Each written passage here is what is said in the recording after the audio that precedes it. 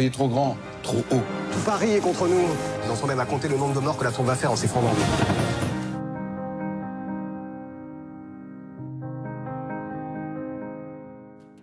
파리를 넘어 프랑스의 상징이 된 에펠탑. 사실 저 역시 많은 영화들의 배경이 되었다는 점, 언젠가 한 번쯤은 가보고 싶은 장소로서의 에펠탑의 이미지는 그려졌었지만 그 안에 어떤 내용이 담겨 있었는지 관심이 없던 것은 사실이었습니다. 낭만의 도시, 빵과 와인, 야경이 아름다운 프랑스 파리의 에펠탑에 담긴 내면보다는 외면에 더욱 집중이 가는 것도 사실이고요. 그렇게 한편으론 에펠에서 그리는 내용, 에펠탑이 아닌 천재 건축가 구스타프 에펠에 집중한 선택은 꽤나 훌륭했다고 생각했습니다. 물론 수많은 전기 영화들이 그렇듯 실존 인물들을 소재로 삼는 영화들은 어느 정도 제약이 있지만 작품이 시작하기 전 이 작품은 실화를 모티브로 자유롭게 창작한 영화입니다 라는 문구를 넣음으로써 관객들에게 미리 극적인 연출을 많이 가미했다고 인정하는 것 같아서 많은 부분을 수긍할 수 있기도 했고요. 실화와 허구의 이야기를 적절하게 섞으면서 전체적으로 매력적인 영화를 만들었다는 게 제 전반적인 생각입니다. 그럼 지금부터 작품의 기본적인 내용, 좋았던 점과 아쉬웠던 점으로 한번 알아볼 텐데요. 작품에 대한 크고 작은 스포일러가 담겨 있으니 유의하시길 바랍니다. Je vois pas l'intérêt de construire un machin qui sert à rien et qui va falloir démonter juste après. Vous avez réponse à tout? La vie m'a appris à me méfier des surprises. 자유의 여신상을 완성하고 명예의 미국 시민 훈장까지 받으며 금혜환영을 한 프랑스의 천재 건축가 구스타프 에펠. 최고의 팀과 사랑스러운 딸, 높은 부와 명예, 세간의 긍정적인 평가까지 모두 얻어 인생의 황금기를 맞이하고 있던 에펠은 자신의 새로운 프로젝트를 제안하기 위해 갖게 된 식사 자리에서 20년 전 떠나보낸 옛사랑 아드리안을 발견하게 됩니다. 그것도 절친의 아내로서 말이죠. 아드리안과 함께 사랑을 나누던 시절에 자신이 떠오르고 또 그러면서 그녀에 대해 다시 커지는 복합적인 감정들로 인해 그는 1889년 만국박람회를 기념하는 자리에 세계 최초 300m짜리 탑 설계를 제안합니다. 안전 문제와 예술가들의 반발, 언론의 질타까지 탑을 세우는 것은 쉽지 않지만 그는 아드리안을 되찾기 위해 앞만 보고 탑을 짓습니다.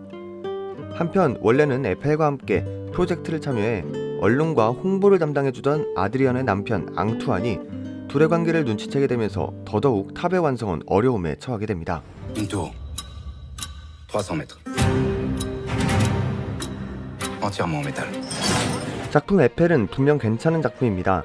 연기도 18세기부터 19세기까지의 프랑스의 모습을 재현한 부분도 인상적이었고 무엇보다 몇 가지 사실들을 기반해 훌륭한 스토리텔링을 했다는 게 제 생각이었습니다.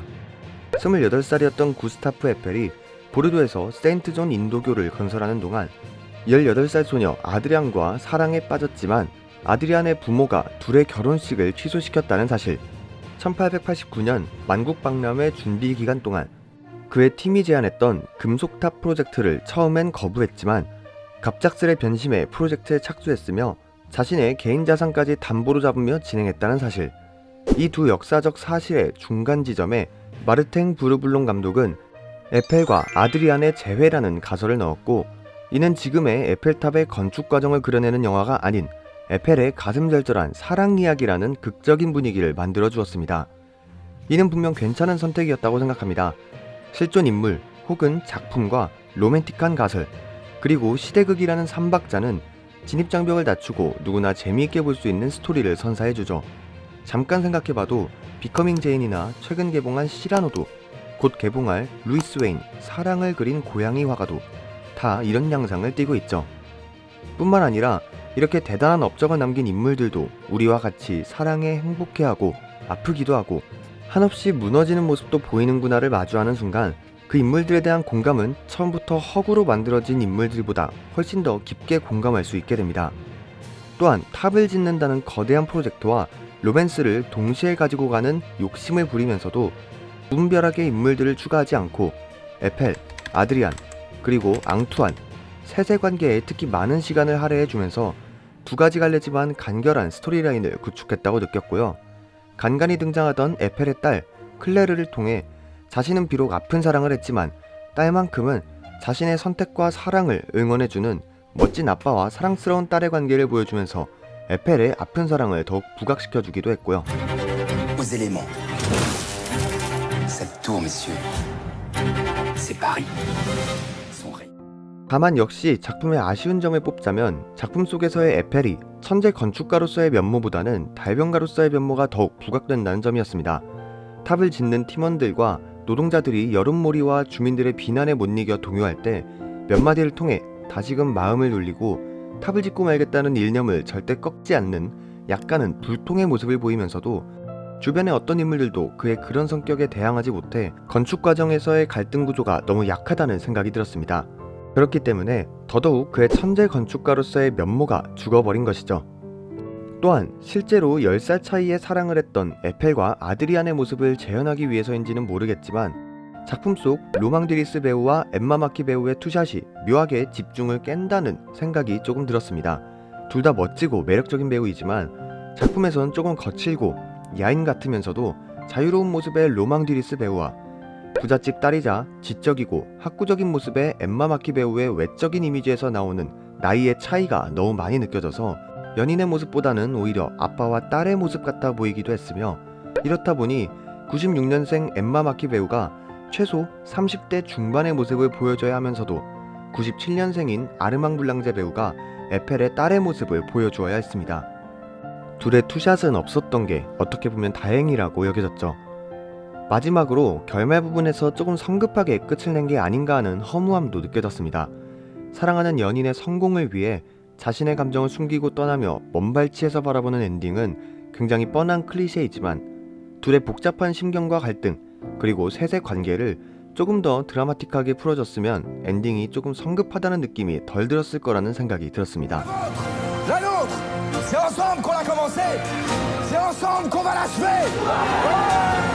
Adrien!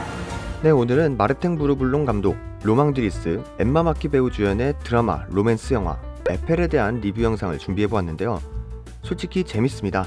로맨스 영화의 틀을 그대로 답습하기는 하지만 실존 인물과 실제 사건을 토대로 해서 그런지 눈길이 가는 부분도 많고요. 생각해보니 작품에선 명확히 에펠탑이라고 불리는 순간이 없었는데 두 가지로 해석할 수 있을 것 같습니다.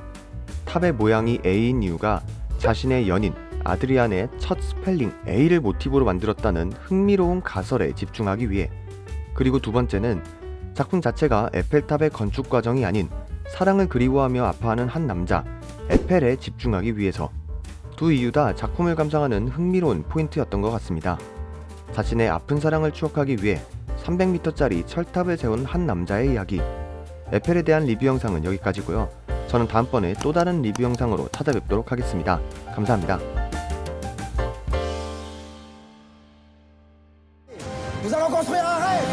Cette tour, les gars, c'est celle de la France. C'est surtout la vôtre.